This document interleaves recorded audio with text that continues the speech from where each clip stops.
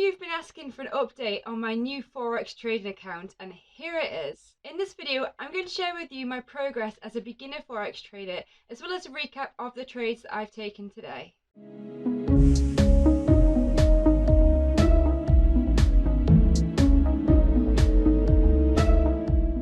If you're new to the Mindfully Trading channel, my name is Emily and I share videos relating to my journey day trading the Forex market, as well as past experience trading stocks. And today I am feeling blue today because it is in fact a red day recap.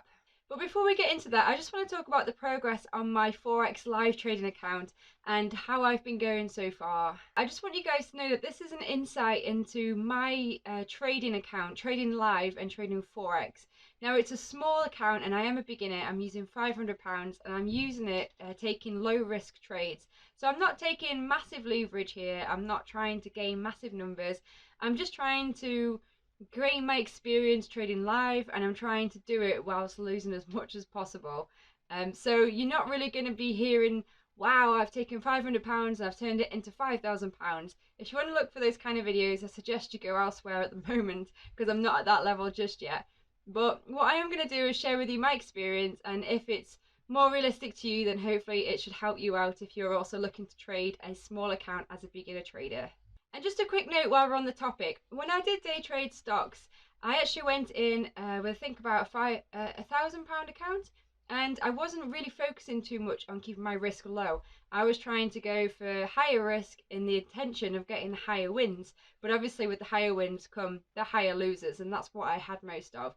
Needless to say, my account balance came down rapidly, and I've learned from that, and I've learned that actually for me personally it's better to use lower risk and to focus more on building the consistency, and rather than focusing on making money in the beginning, it's more about focusing on keeping your account alive. It's about surviving until you're ready to thrive, and that's what I'm doing at the moment, and I guess that's what this video is about, so I hope that it's going to be helpful for you. So I started trading my live Forex trading account on Thursday the 28th of April, and as I said before, I've started with £500. So today is day 17 for me of that experience, and I've just basically been spending the last few weeks getting used to that, and I've not really thought about sharing it, but you've all been asking how I've been going, so here it is.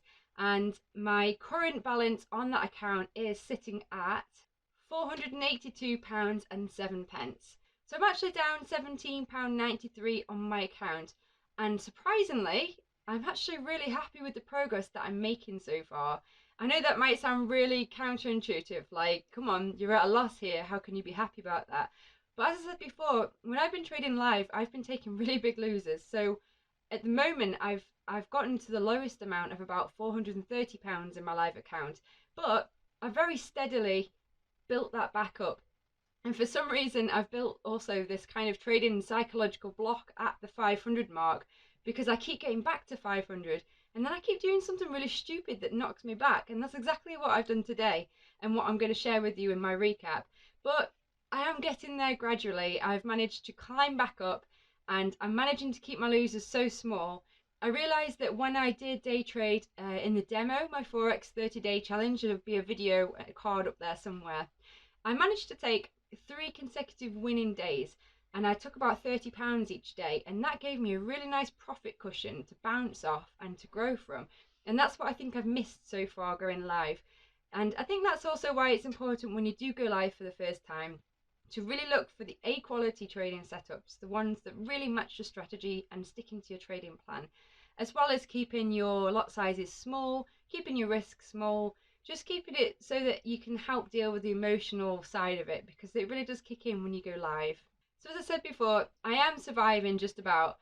I am trying to take very, very disciplined positions so that I can get back up into the green. And then from there, it's just a case of building up consistency and gradually doing it. I'm really trying to tell myself that trading is a marathon, not a sprint, and just to take it one day at a time. I have done something really stupid today that I'm really kicking myself about. In fact, I didn't even really want to do this recap, but I just thought that you guys keep asking for it, and you're asking in particular for red days, and this is probably a good insight to how the emotions can affect your trading, because that's pretty much what's happened to me today. So let's jump over to the computer. I'll show you what I've done today, and you can see why I'm so annoyed at myself.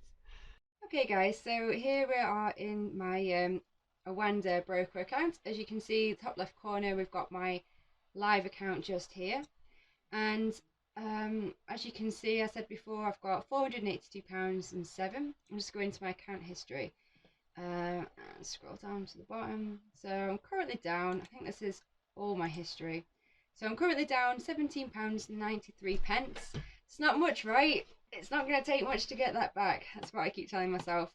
In fact, yesterday, this morning when I started trading, I opened my account at about £495. I got so close to being back at that 500, but I just keep getting there and keep getting knocked back. The last time I got back to 500, I took a £30 loss, and that was an emotional one. So I feel better today for keeping it smaller. But the reality is today, looking over the trades I've taken 2 trades, and I really could have had a green day today, and it was my own psychological fault that stopped that. So let's show you what I mean by that. Okay, so this morning, my usual plan, got up just before 8 o'clock before the London breakout, and I loaded up my live charts, currency strength meter, just to see what was going on. And in particular, I was looking at the Euro USD, which was what I actually traded yesterday. And I'll just pull the screen over to you so you can see what I was looking at.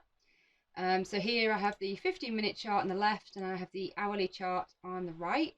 It looks great, doesn't it? Look at that chart and look at my forecast here. How have I had a red day?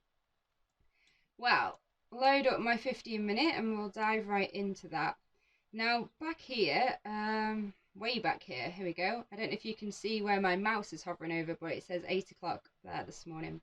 And this green candle here crossed over what I've drawn out here at the 109533, and this blue dotted line represents the 20 moving average on the weekly chart.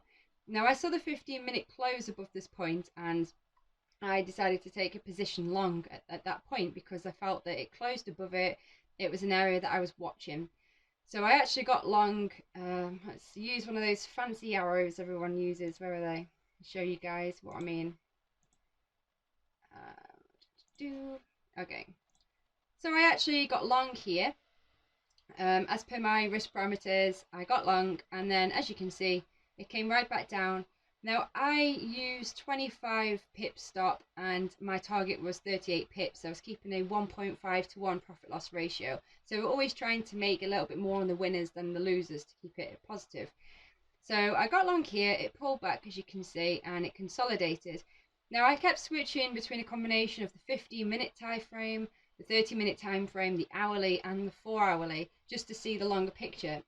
And with the 4-hourly time frame, I really was starting to get convinced that it was going to go down. I thought it may be forming a head and shoulders pattern, and it was looking a bit extended. So anyway, I thought I'll trust the plan and go with it. So I was keeping in the consolidation. I wasn't sitting looking at the screen the whole time. I went out in the sun, but I took my mobile with me, so I was basically checking my mobile every 5 minutes to see how it was doing.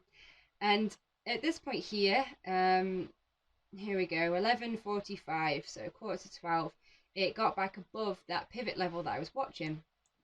Let's zoom back in a little bit so you can see. So we're still on the 15-minute chart. It pops up here, and then this red candle here comes back down, but it tries to go up again.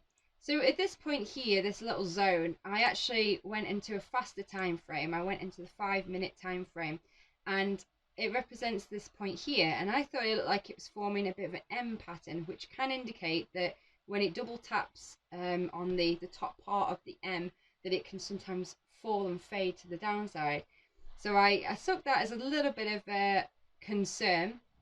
In hindsight, you know, you spend so much time looking at price action, you're going to start seeing patterns.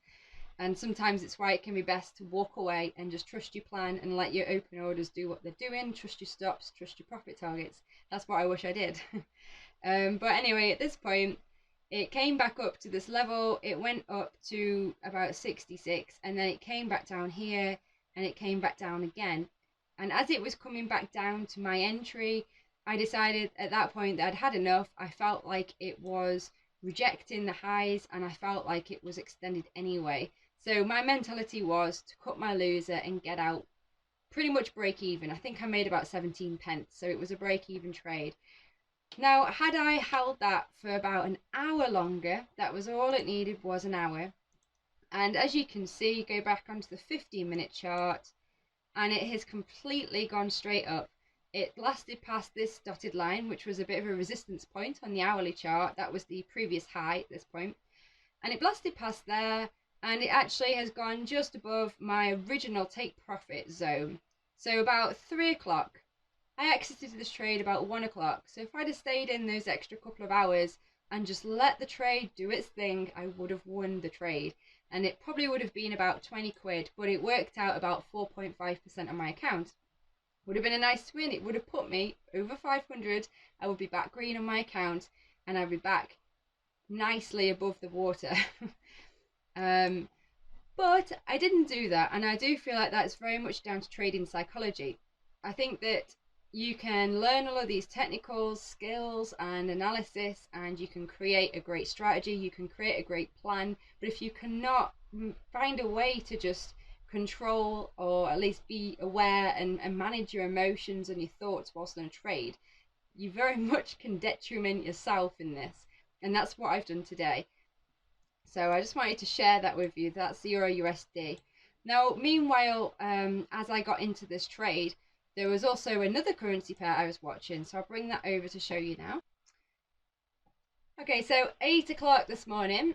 I never really trade the breakout unless my strategy is obviously there. In this case, it wasn't. I was looking at the pound to the yen for a short position. It had made this really nice kind of pullback here, and then it broke this trend line. It was coming down underneath the moving averages. It looked really good, except for the fact that it was already quite extended. You see, my strategy relies on pulling back to the moving averages so that you can kind of use them for support to and a pop basically in whatever direction of the trade it is you're going for. Now at this point, I was looking at this and it didn't have that. I looked at this trade on a 5-minute time frame. I'll just take it back so you can see, and I think it was about this point here started to pull back to the 5-minute. Now I actually did create a forecast using this great tool by TradingView for a short position round about here, and I set up my kind of risk reward parameters, and I looked at my broker. I saw the point of entry and I didn't take it because I was in the Euro USD and I wasn't really convinced that it was the best trade to take anyway, because I usually use a 15-minute chart. So I thought I'll wait and try and be good, follow my plan. Now it continued to drop down, and at this point I could have certainly made a 1-to-1 risk reward. In all fairness, it didn't go all the way to hit my original take profit, but I would have made some money on that. So I was a little bit annoyed that I missed out on that opportunity. So I kept it on watch, and flipping back to the 15-minute frame here, as it came back up, let's find out where we were here. On the 15-minute, as it came back up to the moving average, and we're also underneath a 1-hour trend line, I also coincided that with the 30 moving average, which was basically just at the trend line at the time, so around this 90 mark, and I took a short position. In hindsight, I didn't rely enough on the 1-hour chart, taking into consideration that moving average as well. But I actually did something really stupid with this trade that went against my review process. You see, in my reviewing, I realised that if I take a trade, usually that's underneath risking 30 pips, it doesn't tend to give enough room, and I get stopped out more often. Now, with my history and data with the pound yen, this is a currency pair that can make some really big moves, so you tend to need to have a little bit more range unless you're taking very quick scalps, which isn't what I tend to do. So I took a 25 pip loss, stop loss, aiming to make, let's see what it was, aiming to make 37. When I originally did this, I set a 30 pip stop, aiming to make about 45, and I edited it and thought I'll try and go for a shorter stop and a shorter target in the attempt of getting a quick trade. I don't really know what I was thinking at the time, but that was what I did. Now, as you can see here, the on the 15-minute chart, I'll just make this a bit bigger, and it came up. This was my entry point here, and it went straight up. It went straight to the moving average on the hourly chart, and it literally touched my stop, which was set at 132.16. So I got stopped out. and then it's come down.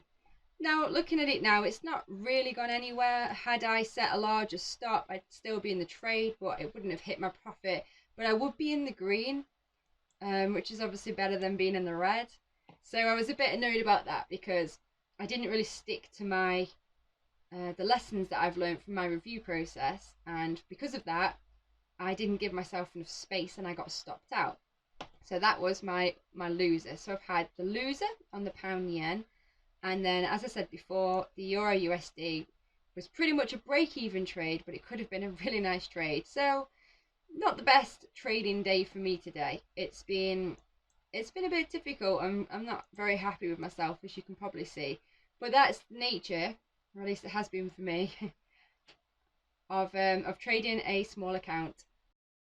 Sorry guys, I just realised that the video went completely dark then. I think I'm still getting used to the boat windows. There's so many windows and there's so much light that I'm not quite sure how to have them, so I'm going to work on that and get that a bit better.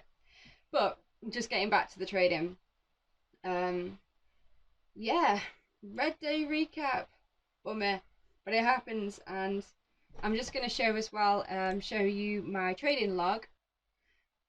Okay, so here is my Forex trading log, and you can see my entry for the 20th, my 2 trades, Euro USD, and I made a very impressive 17 pence, and also the pound yen, I've lost £13.35. So with the risk reward ratios I use, I've basically lost 3% on the account today. And just to sort of show you the weekly view of this, I have it open in another tab. So this is an insight into my results for May. So I'm still technically up on the week, because if I just give you a little quick overview in April, the yellow days here, that's when I started live. So my first day live, I had a loss and then had a small win and then another loss. So it wasn't the best start, which is what I'm saying really about building a profit cushion. I've kind of been set back. So since I've gone live, I've been trying to very carefully dig my way out of this hole so that I can get back on a break-even level, and then hopefully from there start to get some good trades forwards and build that profit cushion. But in April, for the 3 days I was live, I basically took a £21.62 loss, which you can see in this monthly tab here, £21.62. So it meant that May's starting balance was actually £478.38. So if I go back to May, I'm actually up, well, £3.69 on the month. But I'm managing to get back quite slowly. As you can see, I've taken some losers. This one here, this £40.82, that was my biggest loss day. And that was actually when I got back up to 500 exactly in my account. And then I had a really big loss, set me back, and that was quite emotional. But since then, I've managed to crawl back up anyway. So I've made £20 this week, even with today's loss, which is good. Broke my little winning day streak there, but it's what happens. You know what, I'm annoyed. It could have been a green day and I could have been up in my account today, but I've taken a loss. At least I've managed to keep it a small loss. And you know, it's just all about managing the emotions, guys, especially as a beginner trader with a small account. I think it's about keeping the position sizes small, keeping the risk small, getting used to the feeling of trading live, and just proving that you can do it, building the consistency and surviving. That's exactly what I'm doing now, is surviving. And I'm not really trying to make money, I'm just trying to keep my account alive. And hopefully by doing that, I can get into a nice flow. I can start to get a good accuracy, a good consistency, get more winners, and then before you know it, it'll be snowballing. But right now, just focusing on survival.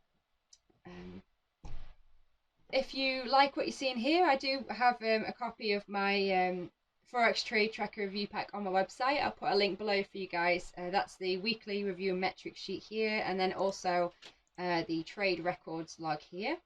It's really useful. It's really good to be able to monitor trades and sort of see your notes and be able to learn from your mistakes, basically. But that's exactly what I've done today, written in my mistakes right here so that I can learn from those. Anyway, I hope this has been useful for you guys. Let me know any questions, any comments below, and if you've enjoyed it, just hit that like button and I'll catch you in the next video. Bye!